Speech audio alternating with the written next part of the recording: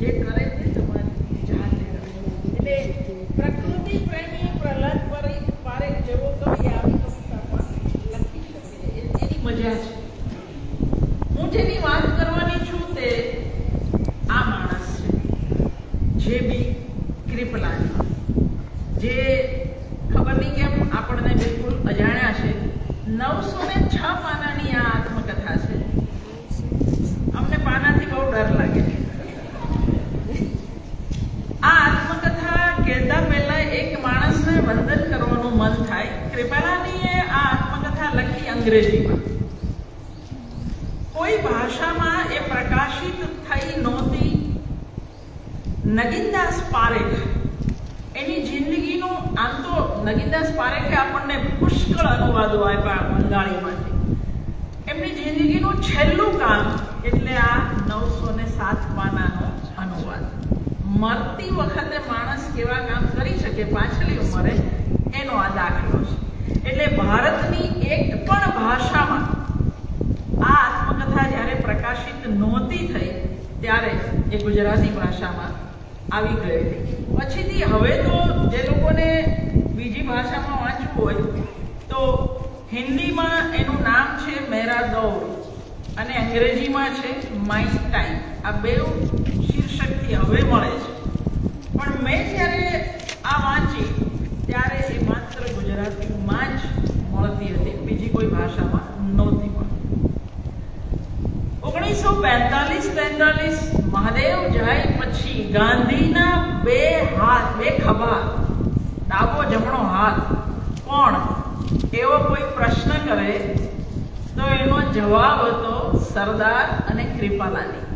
એનો જવાબ સરદાર અને નહેરુ નહોતો, એનો જવાબ સરદાર અને કૃપલાની હતો. જીવનરામ ભગવાનદાસ કૃપલાની. ફરી એકવાર હું એવું કહીશ કે ગાંધી નામના માણસમાં એવી કઈ તાકાત હતી જે કૃપલાની હિંસક આઝાદીની લડાઈમાં માનતા હતા. અહિંસાથી અંગ્રેજો ન જાય એવું માનતા હતા. એ કૃપલાની કઈ રીતે ગાંધીના આકર્ષણમાં, ગાંધીના જાદુમાં ધીરે ધીરે આવતા જાય અને ગાંધીવાદ જેવું આ દુનિયામાં કશું નથી એવું જાહેર વિધાન કરનાર કૃપલાની આખા ભારતમાં ગાંધીના સૌથી મોટા ભાષ્યકાર આજે ગણાય. તો હિંસાથી અહિંસા, ગાંધીવાદ જેવું કંઈ નથી ત્યાંથી ગાંધીના ભાષ્યકાર થવું, આ યાત્રા એમણે કેવી રીતે કરી હું ટૂંકમાં વાત કરીશ. છેક 6:30 સુધી તમે ન બંધાયેલો એવી કોશિશ પણ કરીશ. પણ છતાંય જે માણસનું તમે નામ સુદ્ધા નથી જાણતા એ માણસ કેવો હતો, એણે શું કામ કર્યા એટલું તો કહીશ. ભારત આઝાદ થયું એના 1 વર્ષમાં કૃપલાનીએ કોંગ્રેસ છોડી, 1 જ વર્ષમાં. અને ભારતની આઝાદ, જેને કહેવાય સત્તા જ્યારે બદલાઈ રહી હતી, અંગ્રેજ સત્તા પાસેથી આપણી સત્તા આવી, જે ટ્રાન્ઝેક્શન પીરિયડ કહેવાય, જે બહુ જ મહત્વનો તબક્કો છે. એ સમયે કોંગ્રેસના પ્રમુખ હતા જે.બી. કૃપલાની. જિંદગીમાં કદી પણ આ માણસે સત્તા ન સ્વીકારી, ક્યારે. એક વાર એણે એવું કહેલું જ્યારે નહેરુએ એમને અન્ન પ્રધાન બનવાનું કહ્યું ત્યારે એણે કહ્યું કે એમાં મને રસ નથી, મને તો દેશમાં કૂદકે ને ભૂસકે ભ્રષ્ટાચાર વધી રહ્યો છે, એને લગતું કંઈ કામ આપો તો કરું. પણ નહેરુને મન નહીં થયું હોય અને કૃપલાનીએ 1950માં જ નવો એક પક્ષ બનાવ્યો, કિસાન મજદૂર નામનો, જે પછીથી સ્વતંત્ર પક્ષ તરીકે 55 સુધીમાં તો એ નવા પક્ષે પણ આવી ગયો. હારવાની શક્યતા હોય ત્યાંય કૃપલાની ઊભા રહ્યા છે ચૂંટણી લડવા. મેનન જેવો માણસ જવો જોઈએ, એમને ખબર હતી કે હારવાના છે અને છતાં એની સામે ઊભા રહ્યા અને હાર્યા પણ ખરા. આ દેશની બીજી આઝાદી લાગે કે આપણે તો એક જ વાર આઝાદ થયા છીએ. લડનારાઓને ખબર છે કે આ દેશ 1977માં પણ એકવાર આઝાદ થયો છે ને. કંગના રણાવતને તો 2014માં આઝાદી મળી એવું પણ લાગે છે. અમને બધાને બે આઝાદીની ખબર છે, અમારી ઉંમરવાળાને. 1975 થી 77 જ્યારે બધા જ અધિકાર છીનવાઈ ગયેલા, કટોકટી જાહેર થઈ, ત્યારે જેલમાં જનારા જેપી કૃપલાની વગેરે હતા. આ આત્મકથા ન વાંચો તમે, પણ એની પ્રસ્તાવના પ્રકાશ શાહે લખી છે. એટલું તો વાંચજો, બીજું કંઈ નહીં તો કંઈ નહીં, તો પણ તમને આનંદ થશે. જયપ્રકાશ નારાયણ અને જેપી કૃપલાની એ બંનેમાં એક સામ્ય હતું કે બંને જ્યારે લગ્ન કરવા તૈયાર થયા ત્યારે ગાંધીના માર્ગે ચાલીને બ્રહ્મચર્યનું વ્રત લઈ ચૂકેલા. સુચેતા કૃપલાની સાથે જ્યારે એમના લગ્ન થાય ત્યારે એ ઓલરેડી બ્રહ્મચર્યનું વ્રત લઈ ચૂકેલા. આવા લોકો આપણી વચ્ચે હતા, એટલા માટે આવા લોકોની વાત થવી જોઈએ. આઝાદી આવી ત્યારે આ દેશની અંદર કેવા નેતાઓ હતા. એક બાજુ નહેરુ હોય, ગાંધી હોય, સરદાર હોય, કૃપલાની હોય, રાજાજી હોય, રાજેન્દ્ર પ્રસાદ હોય. એ દેશમાં એવો કેવો દુષ્કાળ પડ્યો કે આજે નેતાના નામે આપણે કેવા કેવા નેતાઓને નેતા માનવા પડે છે, એવો પ્રશ્ન થાય. એ પ્રશ્ન કરવા માટે પણ આ બધા પાસે જવું જરૂરી છે. આ લોકો આપણને શીખવાડે છે વગર કહે કે અમે જે નેતા બન્યા એ સત્તા માટેના નેતા કદી નહોતા. અમારા માટે આ દેશની આઝાદી અને એનાથી વધારે કે ઓછું બીજું કંઈ નહીં એ માનનારા. સુચેતા કૃપલાની સત્તા લીધેલી ભારતના પહેલા મહિલા મુખ્યમંત્રી કોણ, એવો કોઈ તમને કેબીસીમાં પ્રશ્ન પૂછે તેનો જવાબ સુચેતા કૃપલાની. પહેલા મુખ્યમંત્રી આપણા ઉત્તર પ્રદેશના. કૃપલાનીજીને જ્યારે ગાંધીજી જીવતા ત્યારે જ એક પ્રદેશના રાજ્યપાલ થવાનું કહેવામાં આવ્યું. જો આ માણસો કેવા હતા, રાજ્યપાલ થવું એટલે શું? એને કહ્યું કે બાપુ મુझे એક बात समझ में नहीं आती, આટલું મોટું ઘર મળશે એને હું શું કરીશ? આટલા બધા નોકર ચાકર મળશે એને હું શું કરીશ? અને લોકો કહે છે કે 5,000 પગાર મળશે, 5,000 રૂપિયા ક્યાં કरूंगा? તો રાજ્યપાલ મુझे नहीं बनना है. આવું કહેનારા લોકો આ જ ધરતી પર ચાલતા હતા થોડા વર્ષો પહેલા. એ જાણવા માટે થઈને એમને વાંચવા જરૂરી છે. મહાત્મા ગાંધીના આરંભના અનુયાયી, પ્રખર દેશભક્ત, ભારતના સ્વાતંત્ર્ય સંગ્રામના પહેલી હરોળના નેતા, સમગ્ર જીવન રાષ્ટ્રને અર્પણ કરનાર, સત્તાથી દૂર રહેનાર વિરલ રાજપુરુષ એટલે જેપી કૃપલાની. બહુ જ દેખાવડા હતા, બહુ જ ઊંચા હતા, હાઈટ. અને એવું કે ઉમાશંકરભાઈના બે વાક્યો હું વાંચવા નહીં, કારણ કે વિદ્યાપીઠમાં જ્યારે આચાર્ય થઈને આવ્યા, એમની અટક આચાર્ય કૃપલાની એવી નહોતી, પણ વિદ્યાપીઠમાં 3 વર્ષે આચાર્ય રહ્યા અને એ કાયમી ધોરણે આચાર્ય કૃપલાની બની ગયા. પછીથી જેપી કૃપલાની મટી ગયા. કોઈ વાંચવાનું હોય તો હું એમના 6 પુસ્તકના નામ પણ કહું. Non violent revolution, the Gandhian way, Indian National Congress, the politics of charkha, ચરખાને પણ એક રાજકારણ છે, the future of charkha, the future of Congress, the Gandhian critique. આ એમના મહત્વના કહી શકાય એવા પુસ્તક છે. પોતા પર અને અન્ય પર હસવું એ કૃપલાનીનો ગમતો શોખ હતો. તિક્ત તીક્ષ્ણ વ્યંગ વૃત્તિ ધરાવતા આ માણસ ગાંધીની હાજરીમાં ગાંધીવાદ જેવું કંઈ નથી એવું કહી ચૂકેલા અને ગાંધી વિચારના પછીથી સૌથી મોટા ભાષ્યકાર એ થયા.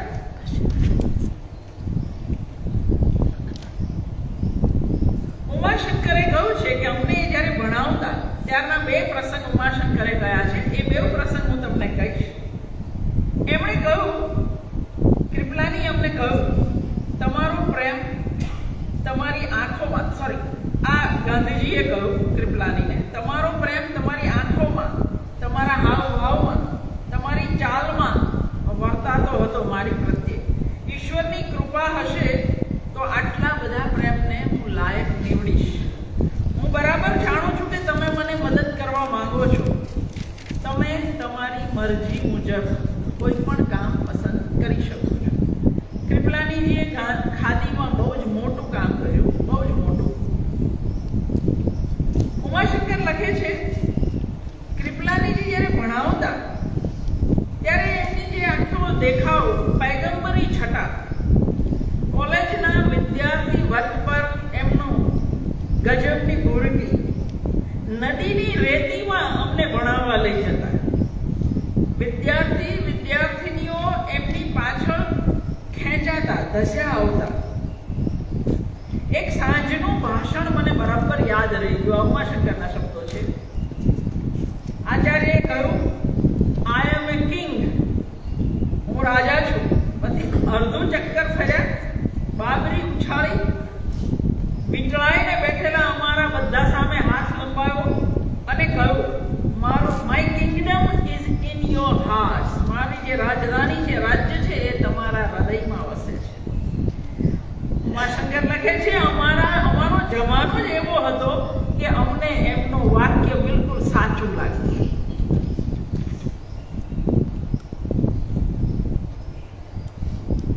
એક દિવસ આચાર્ય અમારી સામે એક સરસ મજાની શાલ ઓઢીને આવ્યા અને એમની ઓઢવાની છટાનું તો શું પૂછવું, રૂપાળા તો એવા. એટલે અમે ભણવાને બદલે વચ્ચે વચ્ચે શાલ જોઈ રહ્યા હતા. એમના ધ્યાનમાં આવ્યું. એમણે હસીને કહ્યું, I have brought this shawl to show you the possibilities of Khaddam. ખાદીમાં કેટલી શક્યતાઓ છે એ બતાવવા માટે જ આજે હું આ શાલ નાખીને આવ્યો છું. અમને પહેલી વાર સમજાયું, ઉમાશંકર કહે છે, કે વાત પહોંચાડવા માટે આવું પણ કરી શકાય. રામબહાદુર રાય આચાર્ય कृपलानी तीक्ष्ण व्यंग शक्ति विषय कहते आचार्य कृपलानी मंच पर अपनी व्यंग पटुता के लिए विख्यात थे। अपने विरोधियों के तीखे व्यंग बाणों से वो वेध देते थे, उन्हें चुप करा देते थे। बहुत लोगों का मानना है कि व्यंग के मामले में कृपलानी की तुलना आप दुनिया में सिर्फ जॉर्ज बर्नार्ड शो से कर सकते हैं और किसी से नहीं। वो विनोदी स्वभाव के थे, लेकिन व्यंग इतना तीखा था कि नेहरू हमेशा कृपलानी से घबराते थे। एक पत्रकार है दांडी कूच वखते गांधी एक नियम करेलो कि आश्रम में रहता होय अमुक रीते आश्रमवासी होय एटला ज लोको एनी अंदर जोड़ाई शके। એટલે कृपलानी ए लड़ाई में दांडी कूचना 72 सभ्यों में नहोता, पण दूरथी ए जोईने एमणे संतोष मानेलो। ए समयगाळामां कृपलानी अलाहाबाद गया। मोतीलाल नेहरूले एमने आनंद भवनना पट्टांगणमां आमंत्रण आप्युं के तमे जे जोयुं दांडी कूचमां एनुं वर्णन करो। अने कृपलानी लखे छे मैं जे जोयुं एनुं तादृश वर्णन कर्युं जेना उपर सूर्य कदी आथमतो नथी एवुं कहेवातुं ते इतिहासना सौथी वधु बलवान साम्राज्यनी सत्ताने પડકારવા કુચ કરતા એ 78 નિશસ્ત્ર યોદ્ધાઓ હતા। એમના યુદ્ધ ગીત તરીકે તેઓ ઈશ્વરની સ્તુતિ કરતા ભજન ગાતા હતા. એમનું યુદ્ધ વાદ્ય એક એકતારો હતું. મેં એ પણ વર્ણવ્યું કે જેમ જેમ એ નિશસ્ત્ર સેના રોજ રોજ આગળ વધતી હતી એમ એમ કૂચની ગતિ વધતી જતી હતી અને દેશ આખામાં લોકોના ઉત્સાહમાં ભરતી આવતી જતી હતી. એઓ નિશ્ચિત સમયે યુદ્ધમાં ઝંપલાવવા તૈયાર હતા. એમ લાગે છે કે લોકો સત્યાગ્રહીઓની સેનાની સાગર તરફની કૂચનું વર્ણન સાંભળી પ્રભાવિત થયા. મેં ભાષણ પૂરું કર્યું એટલે મોતીલાલ નહેરુએ હાથ મિલાવી અને મને કહ્યું, મુझे पता नहीं था आप तो छुपे रुस्तम निकले. એટલે એટલી અદ્ભુત શૈલીમાં એ બોલી શકતા. એમની વ્યવહારુ સમાજવાદની એક વાત કર્યા પછી હું કૃપલાનીની વાત માંડું. એમણે કહ્યું, એક પથ્થરને ભાંગવા માટે હથોડાના 20 ઘા જોઈએ. તો એમ કહી શકાય કે દરેક ઘા પથ્થરની પ્રતિકાર શક્તિમાં ઘટાડો કરે છે. એક તુજો ભલે 20મે ઘાય, પણ એની પહેલાના જે 19 ઘા થયા એમાં ફાટ પડવા માટેની પ્રક્રિયા તો શરૂ થઈ ગઈ છે. પહાડની કોઈ કરાડને એના મૂળ ખડકમાંથી છૂટી પડતા કદાચ સેંકડો વર્ષ લાગે, પણ એ સેંકડો વર્ષમાં જે કંઈ બન્યું એ બન્યું જ નથી એવું ન કહી શકો. સંભવ છે કે પતનની નિર્મેલી ઘડી આવે તે પહેલા એના પર થઈ એક રેલગાડી સલામત રીતે પોતાના મુકામે જતી પણ રહી હોય. એટલે જે કોઈ એવા વહેમમાં હોય કે દેશ તો આઝાદ થતા થઈ ગયો, તે શું કર્યું એ પોતાને પૂછવાનું છે. જે લોકો આઝાદીની લડાઈ લડ્યા એને પૂછવાનું નથી.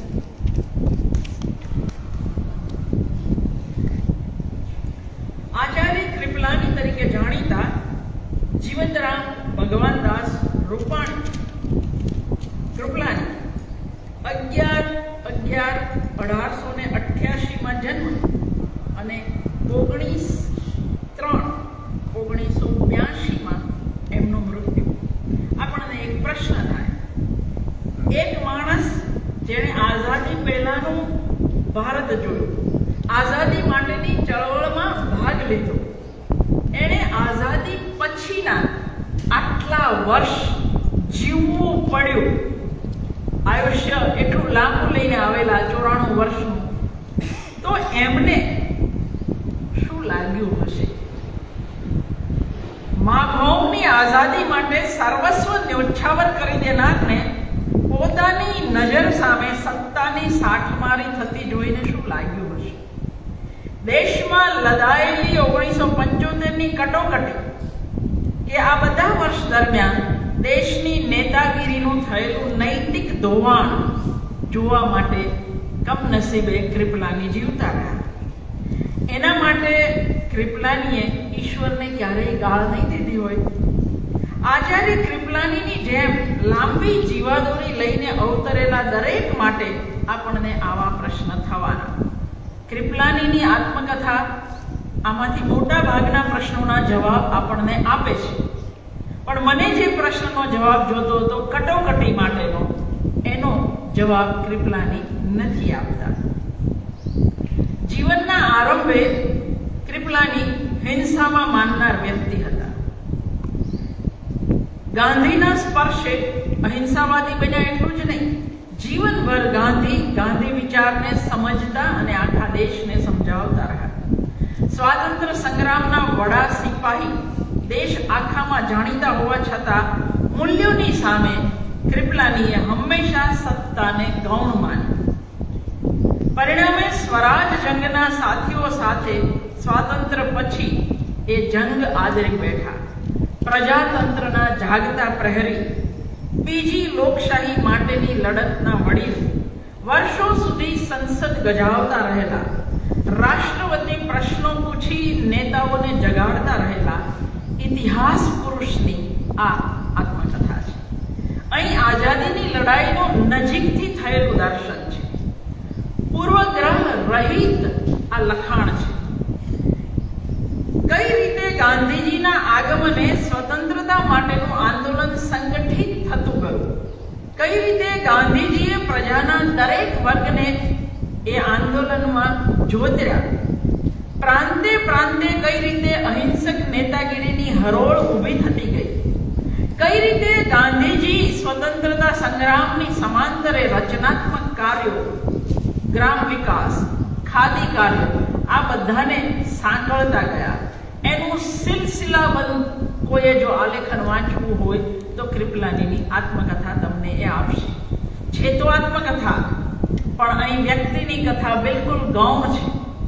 ખાદી ઉદ્યોગની ચડતી પડતી, રાષ્ટ્રીય વિદ્યાપીઠોની સ્થાપના, એના હેતુ, એનો વિકાસ, એમાંથી નિપજેલા મહાનુભાવો, અંગ્રેજ શિક્ષણ નીતિની સામે રાષ્ટ્રીય વિદ્યાપીઠોની ભૂમિકા, ગાંધી વિચાર પાછળ છુપાયેલ સર્વાંગી વિકાસનો રચનાત્મક અભિગમ વગેરે વિશે વ્યાપક પટ પર પથરાયેલું ચિંતન વાંચવાની જેની તૈયારી હોય એણે જ કૃપલાનીની આત્મકથા વાંચવી.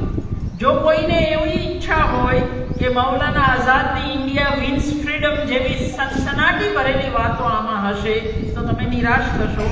આમાં એવી કોઈ સનસનાટી ભરેલી વાતો નથી. પણ આચાર્યને ઓળખનારા અને વાંચનારાને બધાને ખબર છે કે આવી તીક્ષ્ણ બુદ્ધિ શક્તિ ઈશ્વર બહુ ઓછાને આપતો હોય છે, જે એમને મળેલી તીક્ષ્ણ બુદ્ધિ શક્તિ. ઇતિહાસના પ્રખર અભ્યાસી, એ ઇતિહાસના અધ્યાપક પણ હતા. એમણે જે તારણો નિપજાવ્યા છે એમાં દેશને ચાહનારા દરેક નાગરિકને રસ પડવો જોઈએ. સ્વતંત્ર ભારતે અપનાવેલી આર્થિક અને વિદેશી નીતિઓ વિશે અહીં જે કટાક્ષ છે એ બિલકુલ અણઘડ કટાક્ષ નથી. એ સમજુ વ્યક્તિના, ડાહી વ્યક્તિના હકીકતે તો સૂચનો છે કે જે રસ્તે જાઓ છો એ રસ્તો ખોટો છે. આ દેશનો રસ્તો હિન્દ સ્વરાજનો રસ્તો હતો જો હોત તો, પણ કમનસીબે એવું થયું નહીં. ચીન સંબંધે ક્યાં અને કેવી રીતે આપણે ઠોકર ખાધી, આપણે કેટલા કાચા અને નિર્બળ પુરવાર થયા, ઉદ્યોગોની માયાજાળે આપણને કેવા લપેટમાં લીધા, કઈ રીતે વિકેન્દ્રીકરણની ગાંધીજીની વાતોને આપણે અભરાઈ પર ચડાવી દીધી અને એના કેવા તો માઠા પરિણામો આવ્યા. આ બધી વાત દરેક ભારતીય જાણવી જરૂરી છે અને એટલે હું માનું કે દરેકે કૃપલાનીને જાણવા જરૂરી છે. અત્યારે જે પ્રદેશ પાકિસ્તાનમાં છે એ સિંધ પ્રાંતમાં કૃપલાનીનો જન્મ. કૃપલાની કહે છે કે અમારી પ્રસિદ્ધિ સિંધમાં કઈ રીતે હતી કે અમે બધા જુગારીઓ તરીકે જાણીતા હતા, અમારી સામે કોઈ જીતતું નહીં. કેટલા બધા સાચું બોલનારા આ લોકો છે કે મારા પિતા પ્રામાણિક અધિકારી હતા, પણ પ્રામાણિક એટલે કોઈના પૈસા ન ખાય, કોઈ ભેટ સોગાદ આપે તો લઈ લે પાછા. કૃપલાનીના એક ભાઈ પત્ની અને દીકરી સાથે હિન્દુ ધર્મ છોડી મુસલમાન થઈ ગયા હતા અને બીજા હિન્દુ યુવાનોનું ધર્માંતરણ પણ કરાવતા હતા. આ પણ કૃપલાની લખે. વિદ્યાર્થી તરીકે કહે છે કે હું સાવ નફિકરો હતો. એનું એક કારણ એને ઈશ્વરે બહુ જ તીવ્ર યાદશક્તિ અને બુદ્ધિશક્તિ આપેલા. પરીક્ષા વખતે હંમેશા બીજા વાંચતા હોય ત્યારે હું ઊંઘતો જ હોઉં. જાજી મહેનત કર્યા વગર પાસ થઈ જતો અને બાકીનો સમય હું અન્ય વાંચન વાંચતો હોઉં. 1906માં, જો 88માં જન્મેલો માણસ છે, 1906માં બિપિનચંદ્ર પાલનું ન્યૂ ઇન્ડિયા વાંચ્યું અને મારી જિંદગીનો રસ્તો બદલાઈ ગયો. એક પુસ્તક રસ્તો બદલી શકે. એટલે જો હું કહું ને વાંચવામાંથી કે બીજા વાંચવા તરફ જવાય, એટલે હું જ્યારે વાંચું કે કૃપલાનીને બિપિનચંદ્ર પાલના ન્યૂ ઇન્ડિયા વાંચવાથી એમની જિંદગી બદલાઈ ગઈ તો મને રસ પડવો જોઈએ કે બિપિનચંદ્ર પાલના ન્યૂ ઇન્ડિયામાં એવું શું છે. પછીથી પ્રસંગો બનતા ગયા અને કૃપલાનીજી કોલેજો બદલતા રહ્યા. એ કોલેજો કેમ બદલતા? કારણ કે બંગભંગના જે વિરોધ આંદોલન ચાલતું હતું એના એ ટેકેદાર હતા અને એટલે એ અહિંસક નહીં પણ હિંસક લડાઈમાં માનતા હતા. એટલે જે કોલેજમાં પ્રવેશ લે ત્યાં 6 મહિનામાં એમને રૂખસદ આપવામાં આવતી હતી. એ કહે છે કે જ્યારે કોઈ અંગ્રેજ પર અથવા સરકારની દમનકારી નીતિનો અમલ કરનાર કોઈ હિન્દી પર, એ ભલે ને હિન્દુસ્તાની હોય, બોમ્બ ફેંકવામાં આવતો અથવા ગોળી છોડવામાં આવતી ત્યારે અમે બહુ રાજી થતા. આટલી હદે અમે હિંસામાં માનનારા હતા. અધ્યાપક થયા પણ ચળવળનો જે ભૂતકાળ હતો એ પીછો નહોતો છોડતો, એટલે ત્યાંય એમની બદલીઓ થતી રહી, નોકરીઓ જતી રહી. ગાંધીજી સ્વદેશ પાછા ફર્યા ત્યારે કૃપલાનીજી બિહારની મુઝફ્ફરનગરની કોલેજમાં અધ્યાપક હતા. એ લખે છે કે ગાંધી દેશમાં આવ્યા ત્યારે દેશ વેરવિખેર હતો, લડાઈ વેરવિખેર હતી, કોંગ્રેસ પણ વેરવિખેર હતી. કૃપલાનીજી લખે છે 1907માં સુરતની અંદર જે અધિવેશન થયું અને એમાં જે ભંગાણ પડ્યું, પરિણામે કોંગ્રેસ નબળી પડી. પછી એ લોકોને પ્રેરણા, ઉત્સાહ કે શિક્ષણ આપતી અટકી ગઈ. કોંગ્રેસ 1907માં આત્મા વગરના દેહ જેવી લાગતી હતી. એટલે ગાંધીએ એની અંદર એક નવો પ્રાણ પૂર્યો. ગાંધી અને કૃપલાની પહેલી વાર મળે છે ટાગોરના શાંતિનિકેતનમાં. પહેલી મુલાકાતમાં કૃપલાની લખે છે કે અમે બે એકબીજાને એવી રીતે જોતા હતા કે જાણે કે અમે બે એકબીજાનું માપ કાઢી રહ્યા હતા. અને ગાંધીએ મારું શું માપ કાઢ્યું તો નથી ખબર, પણ મને ગાંધી કેવા લાગ્યા તો ગાંધી વિલાયત જઈ આવેલા શિક્ષિત હિન્દુઓનો એક વિચિત્ર નમૂનો હોય એવું મને લાગ્યું. એમનું બધું જ વિચિત્ર અને કંઈક વ્યવહારુ બુદ્ધિ વગરનું હોય એવું મને લાગ્યું. ગાંધી સાથે અઠવાડિયું રહ્યા એ દરમિયાન કૃપલાનીજી જણાવે છે કે સ્વતંત્રતા માટેની લડતમાં હું અહિંસામાં માનતો નથી, હું ઇતિહાસનો અભ્યાસી છું. સ્વતંત્રતા માટેની દુનિયાની કોઈ પણ લડત અહિંસા મારફતે સફળ થઈ હોય એવું મેં વાંચ્યું નથી. જો આ જવાબ આપનાર ગાંધી છે. ગાંધી એને જવાબ આપે છે, ઇતિહાસે હજી એનું છેલ્લું પાનું લખી નાખ્યું નથી. આ ગાંધીનો જવાબ.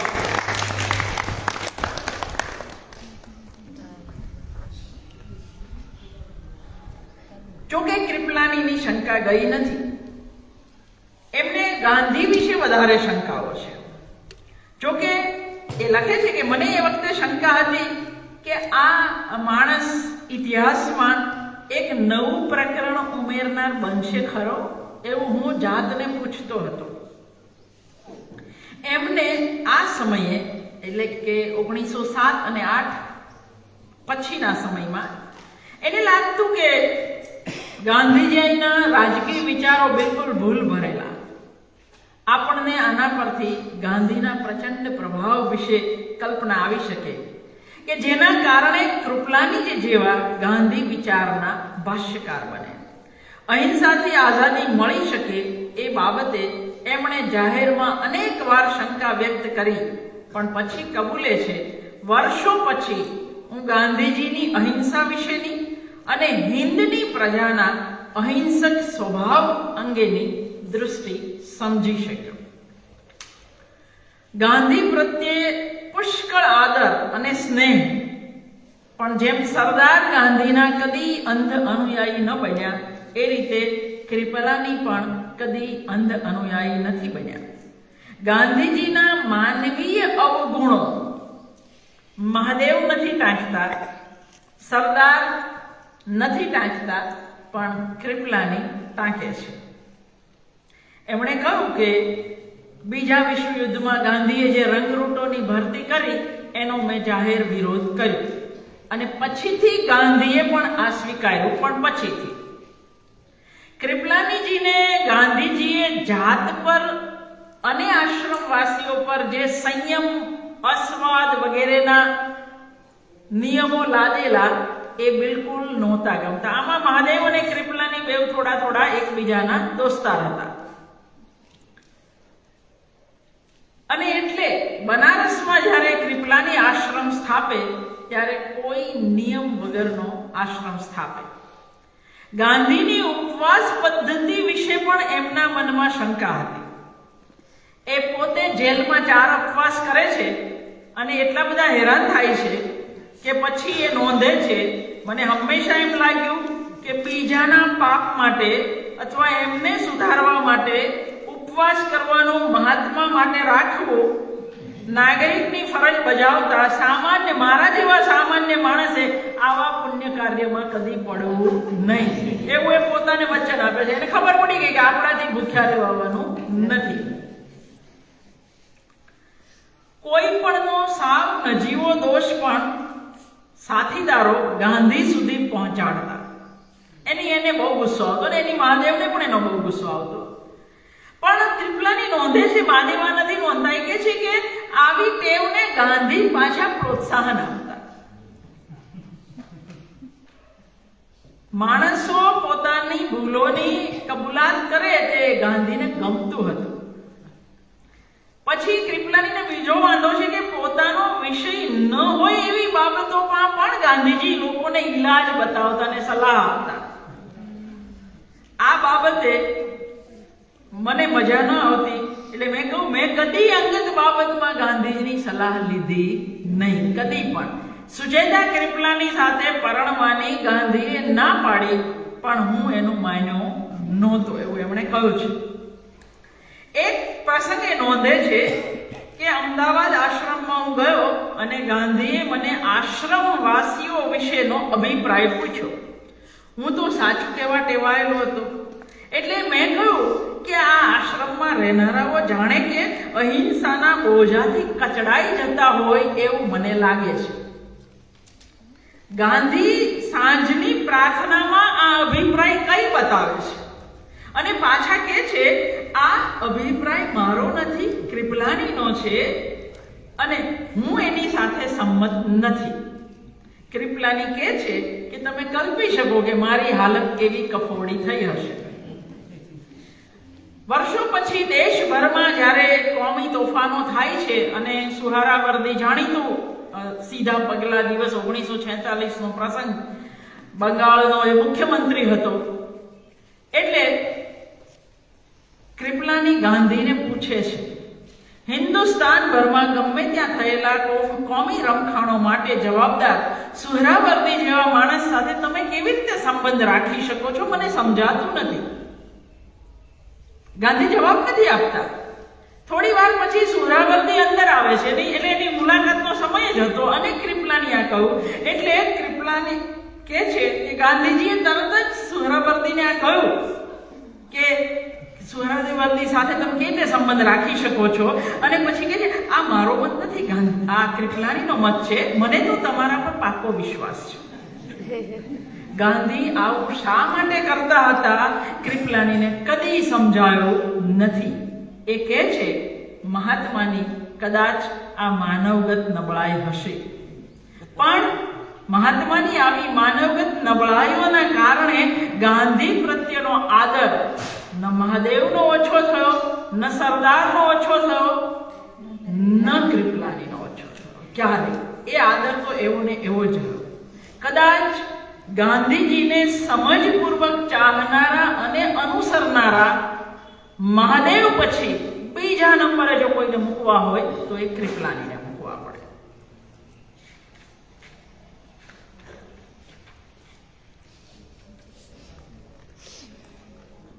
હું હંમેશા મારી રીતે જીવ્યો, કદી ગાંધીજીની જીવન પદ્ધતિનું યાંત્રિક અનુકરણ મેં ન કર્યું.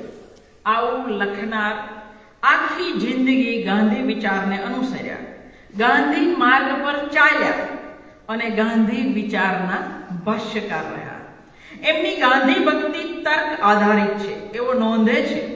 માત્ર અજ્ઞાની માણસો નહીં પણ શિક્ષિત અને સંસ્કારી માણસો પણ ગાંધીજીને હિન્દુ દેવ દેવીઓની હરોળમાં બેસાડવાના પ્રયત્ન કરે છે. રામનવમી અને કૃષ્ણ અષ્ટમીની જેમ ગાંધીના જન્મદિન અને મૃત્યુદિન પણ લોકો ઉજવે છે. એમના આર્થિક કાર્યક્રમના પ્રતિકરૂપ વેટીઓ બહાર કાઢી અને ક્રિયાકાંડની જેમ ફેરવે છે.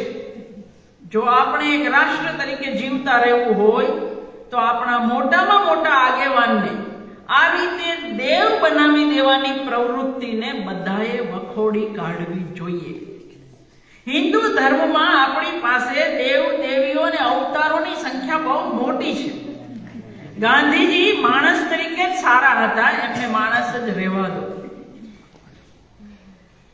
કૃપલાનીની આખી આત્મકથામાં એમની નર્મ મર્મ ભરી આવી શૈલીના ચમકારા તમને જોવા મળે.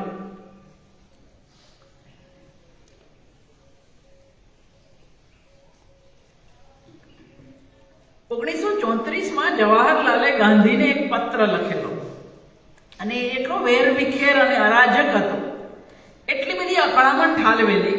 પણ એનું છેલ્લું વાક્ય એવું હતું કે મોડી રાત્રે આ લખું છું. એટલે કૃપલાની મશ્કરી કરતા કહે છે કે સ્વાભાવિક રીતે જ મોડી રાતે માણસને ખરાબ સ્વપ્ન આવે. જવાહરલાલ માટે સારો રસ્તો એ હતો કે કાગળ લખવાને બદલે એમણે એ સમયે ઊંઘી જવાનું હતું, પણ એમણે કાગળ લખ્યું. ઇન્દિરા ગાંધીએ રાષ્ટ્રપતિ પદ માટે નીલમ સંજીવ રેડ્ડીના નામની દરખાસ્ત કરી અને વીવી ગીરી માટે અંતરાત્માના નામે હિમાયત કરી. આપણે ત્યાં જે ખેલ શરૂ થયા રાજકારણના, એ ઇન્દિરા ગાંધી પછી થયા. એટલે કૃપલાની લખે છે, અંતરાત્મા, આપણે રાજકારણીઓ કઈ વાલિયા લૂંટારા જેવા મોટા ગજાના ડાકુ નથી કે આપણો અંતરાત્મા જાગે. આપણે તો સામાન્ય કોટીના માત્ર ચોટ્ટાઓ છીએ. આપણે વળી અંતરાત્મા કેવો, વાત કેવી? સાચો ઇતિહાસકાર કદી વ્યક્તિગત પૂર્વગ્રહ રાખી ન શકે એ વાતથી કૃપલાનીજી બિલકુલ સભાન છે. એટલે જ પ્રખર રાષ્ટ્રવાદી મૌલાના આઝાદ પ્રત્યે એમને પ્રેમ અને આદર બેવ હોવા છતાં ઇન્ડિયા વિન્સ ફ્રીડમ પુસ્તકમાં એમણે સરદાર પટેલ માટે જે જૂઠાણા ચલાવ્યા એનો એમણે પાક્કો વિરોધ કર્યો. સાચો ઇતિહાસ લોકો સુધી પહોંચવો જ જોઈએ એ રીતે એમણે ધારદાર દલીલો, પુરાવાઓ અને તર્ક સાથે એમણે લખ્યું. એમનું એક વિધાન જ લઈશ ખાલી. વિભક્ત થઈ ચૂકેલા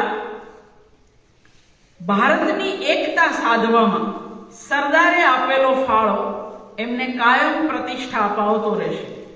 ભારતના રાજ્ય સંઘમાં 600 થી વધારે દેશી રાજ્યોના વિલીનીકરણ પછી સરદાર વિશે મૌલાનાએ જે લખ્યું એ વાંચીને મને બહુ ખેદ થયો. સરદારના બધા જ સારા કામના કૃપલાની વખાણ કરે છે, પણ એમનો દોષ નોંધવાનું પણ ભૂલતા નથી. વિદ્યાપીઠનું મકાન ચણાઈ રહ્યું હતું અને જે આડેધડ ચણતર થઈ રહ્યું હતું, કૃપલાનીમાં એસ્થેટિક દ્રષ્ટિ હતી જે પટેલમાં નહોતી. એટલે એમણે વિરોધ નોંધાયો કે આ ચણતર જરાક, તો એમણે કહ્યું કે પટેલ મારા પર ગુસ્સે થઈ ગયા. અને પછી કૃપલાની નોંધે છે, મિત્ર ભાવે અને સારા હેતુથી કરવામાં આવેલો વિરોધ પણ પટેલ ક્યારેય સહન કરી શકતા નહીં.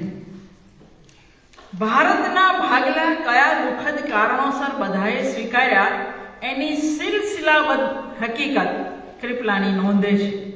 અન્ય કોઈ વિકલ્પ નહોતો બચ્યો ત્યારે આ કડવી હકીકત સ્વીકારવા બધા તૈયાર થયા. ઝીણા અંગ્રેજો માટે કોંગ્રેસ વિરુદ્ધ ભૂકંપનો એકો બની ગયા હતા. એટલે ઝીણાની તમામ આડોડાઈ અંગ્રેજ સરકાર ચલાવી હતી. ઝીણા હિન્દુઓ દુશ્મન હતા, પણ બિનલીગી મુસલમાન એટલે ભારત જેવા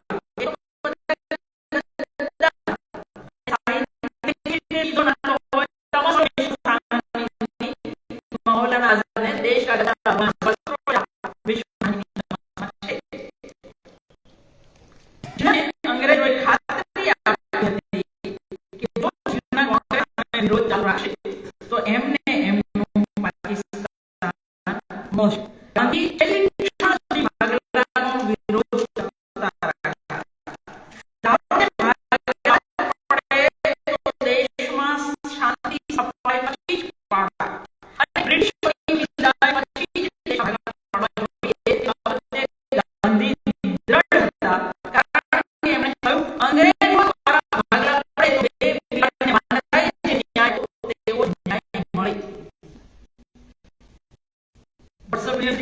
દોષ આપે છે ને એ પણ એક રિપ્લાય વાંચવા. પણ જવાહરલાલ નેહરુ મહાન દુખાવાથી મુક્ત થવા, માથું કાપવા એ ભાગા બાબતે સંમત હતા અને સરદાર પટેલ હતા કે જો પાકિસ્તાન નહીં આપે તો દરેક કાર્યાલયમાં એક પાકિસ્તાન ઊભું થશે. હવે આની સામે સાહિત્યકાર શું છે? કમલેશ્વરી પાકિસ્તાનનો એક વાક્ય મને યાદ આવે કે પાકિસ્તાન બનાતે બનાતે ન જાને कितने पाकिस्तान बनाते हैं, गए थे तो सुलगाने के लिए, सुलगाओ कुछ नहीं, सब भूल गए. આ સાહિત્ય અને ઇતિહાસની રીતે પેરેલલ ચાલે.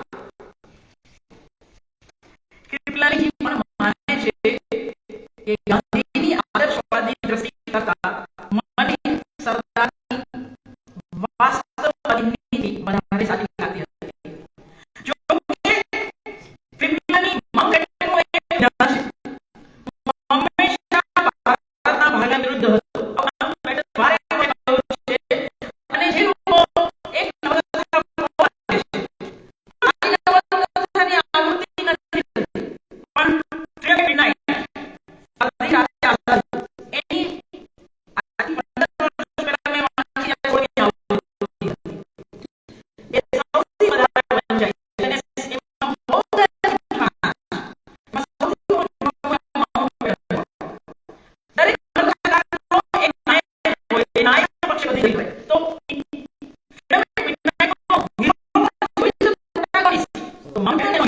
નેચરલી માઉન્ટ બેટનની સાથે તમે કલ્પના કરો કે આટલી દાદા સારી ભારતની આઝાદીની વાત કરે છે, એમાં સરદાર પટેલની એક વાત છે અને છતાં એના પરથી ટીવી બને અને લોકો સૌથી વધારે યાદ છે ધ્રુવ રાઠી વિડીયોમાં મસ્ત વોચ ધીસ સિમ્પલ.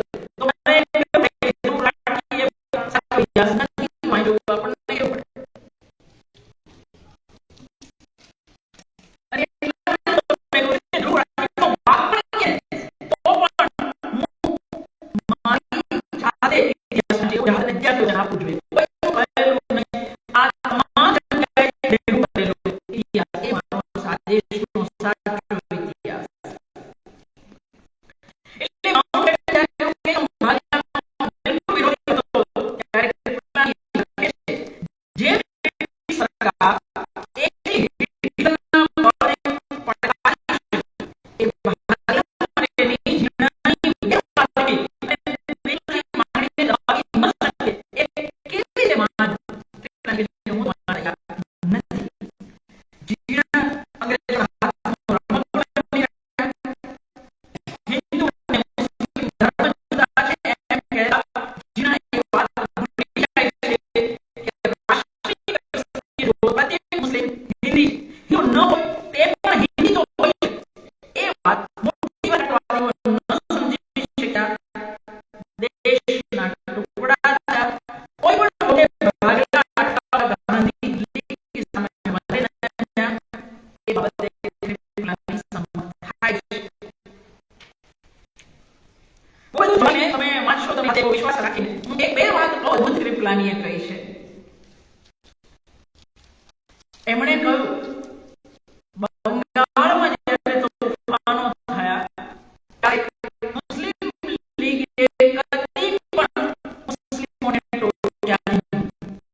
અને એની પ્રતિક્રિયામાં બિહારમાં જ્યારે તોફાનો થયા, સહન કરનારા મુસ્લિમો હતા, ત્યારે એક કોંગ્રેસના નેતાએ તોફાન કરનારાઓને ગાળ દીધી, શ્રાપ આપ્યો, જે કદી પણ મુસ્લિમ લીગે કર્યું નહીં. કૃપલાની વાક્યો સાચો છે કે કેમ રાષ્ટ્રવાદી મુસ્લિમો એટલે કે આઝાદ જીવન અને બીજા ઘણા હતા, એ પોતાના ધર્મબંધુઓને એ વાત ગળે ન ઉતારી શક્યા કે હિન્દુસ્તાનના સાવ નાના ટુકડા માટે એ લોકો આખા હિન્દુસ્તાન પરનો હક જતો કરતા હતા. તમારો આ દેશ અહીંયા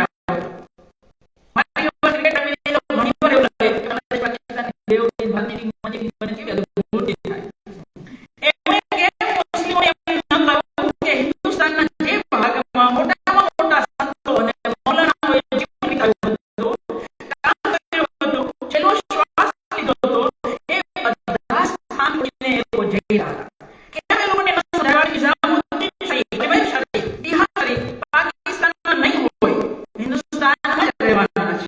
આગ્રાનો તાજમહેલ, દિલ્હીની જામા મસ્જિદ, હુમાયુની કબર જેવી મુસ્લિમ સ્થાપત્યની મહાન અને ભવ્ય કૃતિઓ એવો એક સાવ મામૂલી ખૂણા માટે હિન્દુસ્તાનમાં તોડીને રહી રહ્યા છે. ગમે તેમ પણ મુસ્લિમોએ જે અમૂલ્ય ખજાનો હિન્દુસ્તાનમાં તોડીને જોવો પડશે એ બાબતે જીણાને કશી ખબર નહોતી. કારણ કે જીણા ન તો હિન્દી હતા ન મુસ્લિમ હતા, એ વધારે અંગ્રેજ હતા. આ વાત એટલે કદાચ અંગ્રેજોની ભાગીદારીવાળો અને રાજો એ અંગ્રેજની જીણાને બધે માફક હતા. ક્રિપ્લાનીના બે વાક્ય આપણે હંમેશા યાદ રાખવાના.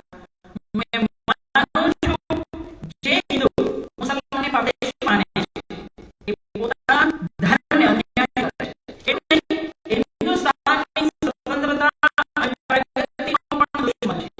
બીજા પક્ષે આપણા હાડમાસનો બનેલો કોઈ મુસ્લિમ પોતે એની ભૂમિ પર પાદેશી છે એમ માને અથવા માને તો એ પોતાની કોમ અને રાષ્ટ્રને સર્વ નુકસાન કરે છે. ધર્મ સિવાય આપણી વચ્ચે બધું જ સમાન છે અને ધર્મ અંગત બાબત છે. ધર્મના પ્રશ્ન પર લડવું એ તો જંગલી બની રહ્યું છે. એવું ક્રિપ્લાની લખે છે. એમણે ભારતીય સંસ્કૃતિ વિશે લખાવાના લખ્યા છે. એમાંથી એક પેરેગ્રાફ લઈને આપણે વાત પૂરી કરીએ. સ્વતંત્ર ભારતમાં જ્યારે રાજ્યોની પુનર્રચના થઈ રહી હતી ત્યારે ક્રિપ્લાની ભારતીય સંસ્કૃતિ વિશે અદભુત વિચારણા કરે છે. સંસ્કૃતિ શબ્દનો અર્થ સ્પષ્ટ નથી, ક્રિપ્લાની લખે છે.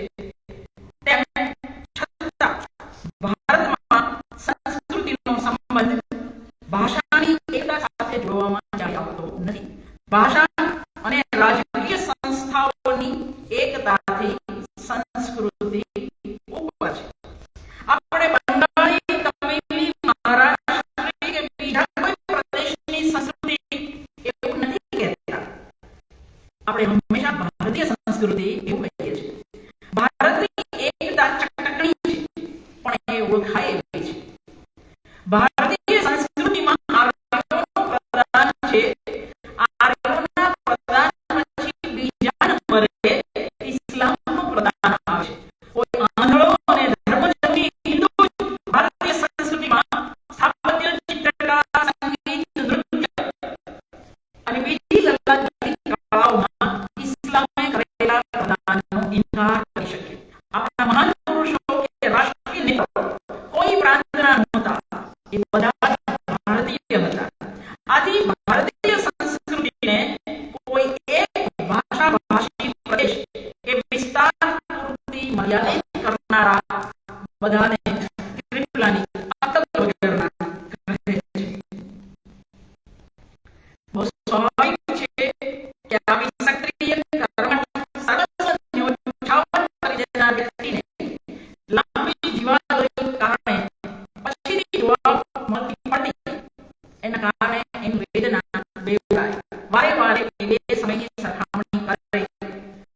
એમણે વારંવાર નૈતિક, સામાજિક, રાજકીય મૂલ્યો બાબતે જે પડતી થઈ એની વાત કરી છે. ખાદી કાર્યકર્તાઓના આજના સરકારી વલણ પ્રત્યે ક્રિપ્લાની બહુ નારાજ હતા. એ કહે છે, જો અમે બધાએ અમને બીજા કોઈ પણ ક્ષેત્રમાં મળે એટલો પગાર જો અમે માંગ્યો હોત તો ખાદી કાર્ય જન્મતા પહેલા જ મરી ગયું હોત.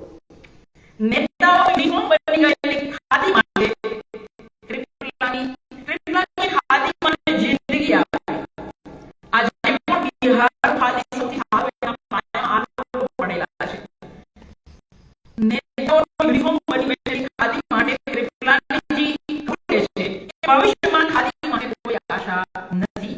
પણ પાછા લખે છે, કુટુંબમાં વૃદ્ધ વડીલના જીવન વિશે બધા ડાક્ટરો હાથ ધોઈ નાખે તોય એ વડીલ ખરેખર મરણ ન પામે ત્યાં સુધી તો આપણે સ્મશાન નથી લઈ જતા.